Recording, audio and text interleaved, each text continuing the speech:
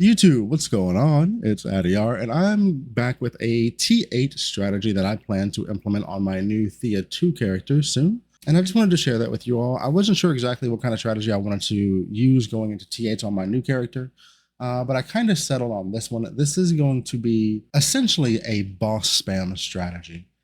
We've gone very, very heavy into getting as many different types of boss mobs into the map as possible. I'm going to just slowly go through a map and just point out some things while and talk about them. And then I'll give you a quick breakdown on a 100 map test using this strategy. If this looks like a strategy that you'll enjoy and want to employ, I will of course have the build code down below in the pinned comment. You can also follow me as a creator to see anytime I update anytime I post or update a build code. So you may be able to, if you're quick on the draw, you may actually see the build code go up before the video goes up because I have to post the build code. I usually post the build code first, and then afterward I make the video. Anyway, without further ado, like and subscribe if you're rocking with me, and let's go. All right, so let's just walk through this map pretty casually. Not gonna try to rush through it. We've got God of War in here, cool. The big thing here is we're just looking for boss mobs. We have as many boss mobs as I can fit in. So we've got the extra boss mobs from not using a compass. We've got Blade of Eternas in here. We have Malice Judges and all of the other cube bosses going on. We have the Sandlord boss potentially on the map with the boss itself. Oh baby, a triple. As far as the league mechanic goes in T8, my thought process is the following, because I know I will get questions about this. If you are still pushing to get level 4 and you're farming T8, you should probably be running all of your league mechanic. If you are already level 4, however, I think it's probably better to only do this if you get a pet proc, if you have the pet. If you don't have the pet, then you only do this if you get a bounty proc. That would be how I would go about interacting with the league mechanic once you get to level 4. If you're not at level 4 yet, however, you should be running all of these to get yourself leveled up. It does make a big difference. Of course, like we said, we've got a lot of different types of mobs in here. As you saw, we've already seen a bunch of Blades of Eterna. We saw some other bosses as well. We didn't spawn the extra 4 map bosses this map. That is only a 25% chance, but that's okay.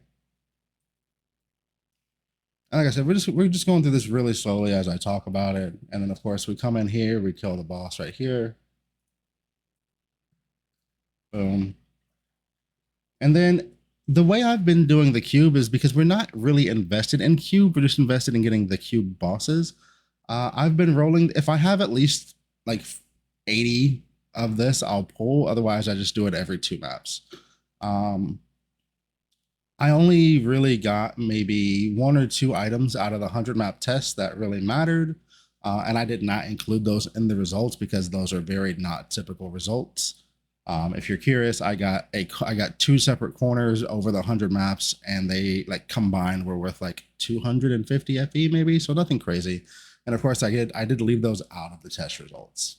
Going through another map just to once again show you what all we're looking for. As you can see, we've got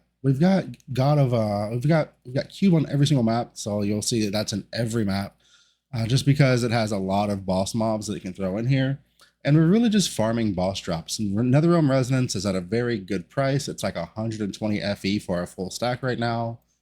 Winding Keys are like 0.7 FE a piece. Oblivion Potions are like 0.5, 0.6 FE a piece. Compasses are really, really good. And then there's one thing that I do want to point out. This will actually have 2 separate build codes involved with it. For the testing, I did not have the compass nodes, and I instead had the sandstorm nodes. However, I'm also going to be sharing a version that does not have the sandstorm nodes and has the compass nodes. So understand this, that when it comes to the actual profits and revenue, I did not do any shipments or anything like that. I collected the gold and that was it. So I did detail how much gold we got over the course of 100 maps. And of course, those numbers go up once you start sending shipments with Oasis. And if you don't do Oasis, then you can simply come in and do the compass mobs instead, and then you'll be getting like more compasses to drop. Alrighty, so what is the tree? What are we doing? What do we have going on? Let me go ahead and just pull up the actual trees that I've posted. They are both public and available for you to use. I keep clicking the wrong button. Don't want to talk about it. All right. So for the 100 map test, I did oops all bosses with sand. So as you can see in the commodities tree, we take the boss nodes, we take winding keys, resonance, and oblivion potions. Coming into this node, we just take this right here to give a 3% chance to drop an additional beacon. We could have gone for this as well, but I don't really know where to put the point from that. I guess if you want to go for this node here to give the Netherrealm Resonance a chance to drop as a beacon instead, what you could do is remove 3 points from here, and then there's like a wasted point in Eterna. So there you go. You could take those 4 points and put them down here. Going into cube, we have the 15 points to guarantee cube, and then we just take the line that goes over bosses and gives us a chance to have judges and double up the Malice incarnations, and it's great. Sandlord, we take the boss node right here, which gives a 60% chance to get a boss on top of our map boss, and then we take the guaranteed coins. Over the course of the 100 maps, we got over 80,000 coins, which is really nice in sustaining your Oasis. In the Eterna tree, this is the points that matter. So getting this Eterna and then getting this right here, this was actually a large chunk. This was a large chunk of our actual income. We got like 12 wicks, I believe, and wicks are really, really profitable right now. Going into the Profound Talent constellation, I use this node because we do use a compass, and then I'm using this node to have 4% additional bosses. There's a play where you could do this instead and like change the tree up, but I just wanted to go with this, so that's what I went with. For your pack spirits, I just use 2 flame fuel pets, and then if you have a Captain Shadow, you can throw Captain Shadow in. If you don't have Captain Shadow, just use like just use like an Ember pet or whatever. Like if you've got Kong, you can throw Kong in, or just whatever. Like dealer's choice on that one. So just go get your Surgeon Gold, get your Chonky if you've got them, and then third slot is up to you.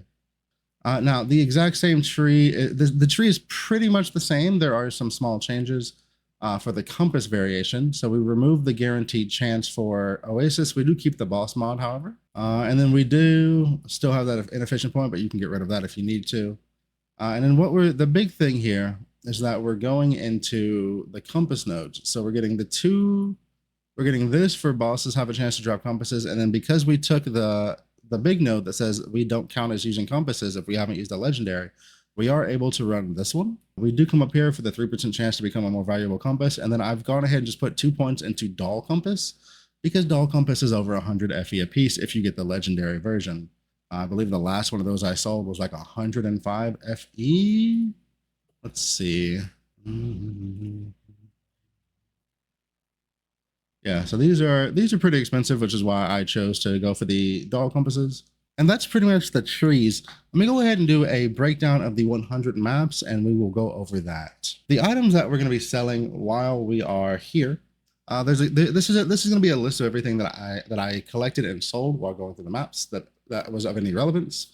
You're going to be looking for boss enter materials. So from the Eternal bosses, that's going to be the Queen's Wick, and from the cube mobs, that's going to be Desire Cores. Also, you do run your Watcher. I ran 7 Watchers over the course of the 100 maps.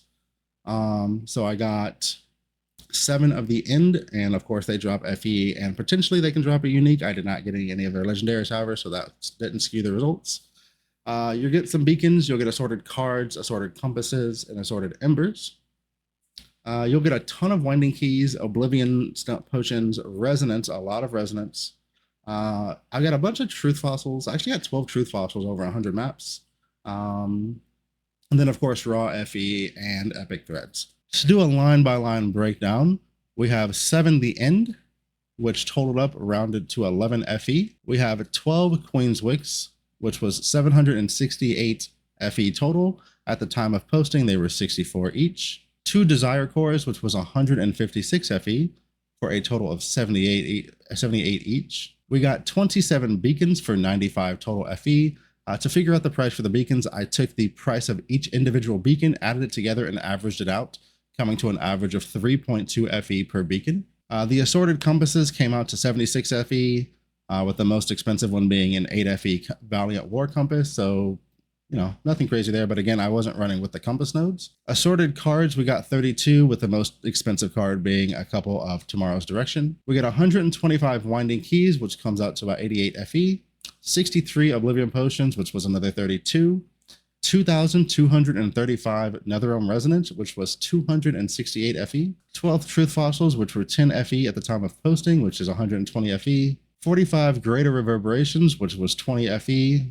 48 lesser Reverberations, which came out to 24 FE. 7 Epic Threads for another 14. 38 from Assorted Embers. And then our raw FE count was 531. Our entry cost for mapping was 3 FE per map for a total of 300 FE.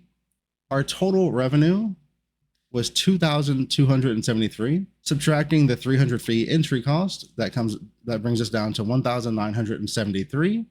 And after taxes, we come down to 1,794.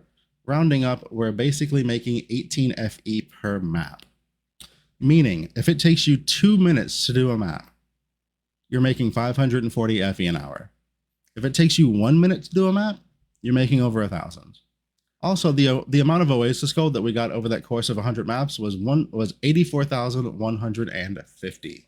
Of course, this does change because this does not include the Oasis shipments. Again, I did not send any shipments. All I did was collect the gold so that the shipments and like the Oasis was running. And of course, this does not include potential compass drops with the compass tree. So this strat actually does provide more than what I was able to get here, because neither one of those things are factored in, but they are a part of the strategy. When it comes to selling things, if you're not planning to use it within the immediate day or night, if you're not going to use something soon and you have something that you need to get, sell the things that you're hoarding. Don't sit on stuff. I list a multitude of different things here because if I'm not using these things and I need gear or I need to buy something, why am I just hoarding? Sell the stuff that you have to buy the things that you need. As for the setup on the map, it was very, very simple. All we did was run a single compass, which was and the compass is extremely, extremely cheap. It is included in the build code. So right here, the recommended compass is just the blue Eterna compass. These are 0.4 FE or 0.3 FE. They are extremely cheap. And then when it comes to map, I was running Thunder Waste, but you can run any zone that you want to run. If you want to run Glacial Abyss, it does have a much better boss pool. It probably has the best boss pool out of everything right now. And on here, I would just go for Denim Village. Thunder Waste, of course, my go-to map is going to be Wall of Sorrows. If you want to be running in Voidlands, where's it at? You would go Elemental Mine would be my pick. If you want to run in Steel Forge, I believe it's Wall of the Pure that I would run here. And then in Blistering Lava, I would again go Elemental Mine. You saw me running a card here, but that's just because it was the Eterna card. In general, I did not run cards with this strategy. You do not use Netherrealm Resonance with this strategy. This is just put the map in, put the one blue compass in, run the strat, and just run it back to back as fast as you can. Just be warned that we are using this node right here. Make sure that you've got the damage to handle this node. That's all that's really all that you really need to do. Make sure you have the damage to handle this node. If you can't handle that notable, just remove it. Just remove it, move those points somewhere else. Anyway, if you've got any questions, feel free to ask. I'll be running this strategy at some point on my Thea to farm up some money because it's the strat that I think I want to go with in T8. And hopefully this gets you the money that you need to get your upgrades and help propel you into Profound. Hope you have a good day, evening, afternoon, whatever it is for you. I'm Adiyar. Goodbye.